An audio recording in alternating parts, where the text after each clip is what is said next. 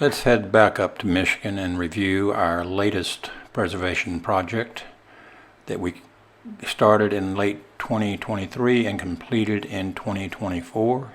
It is Ford House, and it sits on the shores of Lake St. Clair and Grosse Pointe Shores. It was built in the late 1920s for Edsel and Eleanor Ford, a couple who had a very gifted eye for fine art, and they built a beautiful home to display that art and also to raise a family.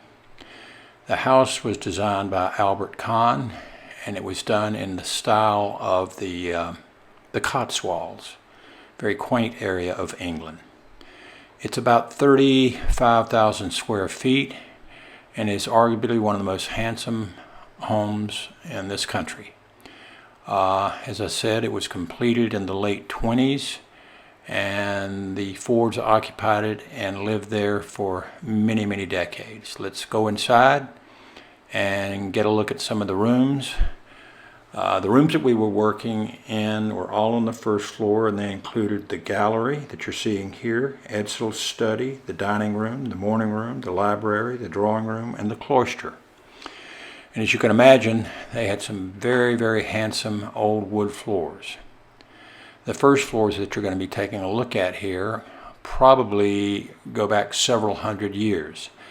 And I'm quite confident that they came out of some of the estates and manor houses where they acquired some of the doors, the old doors and paneling that they used in the house.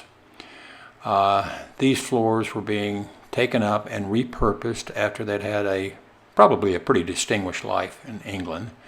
Handsome, very handsome quarter-sawn oak, and they were gorgeous. In the drawing room, we had teak, and as you look at this sample here, in the middle it's light, and that's where I'd done my testing to make sure that our chemicals would remove the old finishes, and as you can see they did. The dining room had beautiful quarter-sawn white oak floors laid in a herringbone pattern. Saw a good bit of that in Ford House, and the wood floors in there complemented the paneling and doors very, very nicely. Let's go back to the gallery, and the wood floor there was really exceptional. It is a veneer, a random width veneer, white oak, quarter sawn, and it came from a company by the name of Indiana Flooring Company. They had offices in Ohio and Upper Michigan, up in the UP, which begs the question, why was it named Indiana Flooring? We don't know. But anyway, they produced a beautiful, beautiful product, and the Fords took advantage of it and used a lot of it in their home. A lot of people want to know just how we do this. Well, first of all, here's David, and he's rolling out the chemical that we use to dissolve the old finish. Working in strips. After he gets it applied to the floor, he then takes a buffer and starts manipulating the chemical and breaking it down, because the chemicals have broken the old finish down, and we're putting it back into a solution. And he's going over this area with a stiff bristle attachment on the buffer. Here's Jenna doing the same thing at the other end of the gallery. And you can see it works pretty well. And here's David. He's removing the excess with a squeegee, pulling it off to the side where we will collect it with a wet dry vac. Jenna was by far the most nimble of the three of us, and so she took on the detail work around the perimeter of the room. I want you to notice that she is gloved up, protecting herself from any kind of dermal contact. We do this anytime there's a risk of dermal contact. We do not want the chemicals on our hands. Now here's a good shot. On the right, that shows you what the floor looked like before we started. In the middle, you can see where the chemical has been applied, so it's dissolving the coating. And on the left is what it looks like once we get everything off. Same sequence, now it's in the drawing room. On the right is the old finish, in the middle is the chemical on there doing its thing. On the left is the floor after we got it all removed. And here David and Jenna in the dining room. You can see the wet area, that's where the chemical is doing its thing, and they're taking a break, because that's what you do when that chemical is at work. Okay, now here's what the floor looks like once we get all the old finishes off. We're down to raw wood right now, and I really want to emphasize that when we do passive refinishing, there is absolutely no aggressive sanding of that floor at all.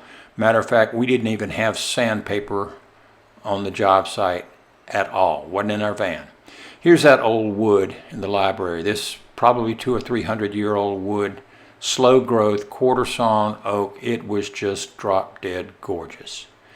All right, time to apply the finish. We are buffing in a hardening oil or a hardening wax oil. It is a clear product. There is no color in it.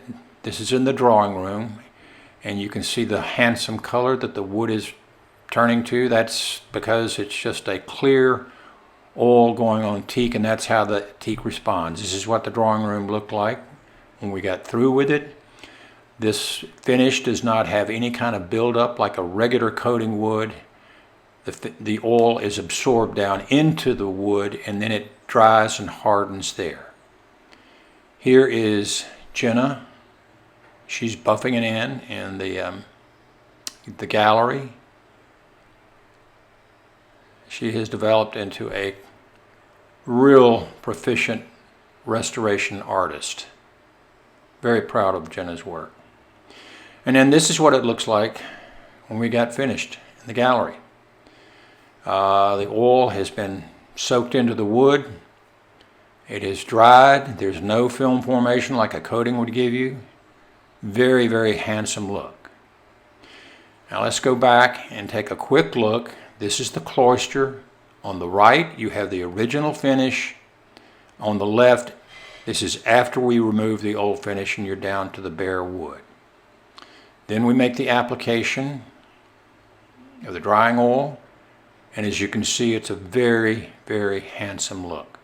Very durable, very resistant to moisture and all the stuff that floors are going to come in contact with. Let's go back and revisit the dining room. This is what it looked like before we started. And then this is what it looked like after we were completed. And that color, like I said, no color was added to that floor. That's a clear product. But you can see the aged oak has a color all its own, and it is gorgeous. And here's our crew.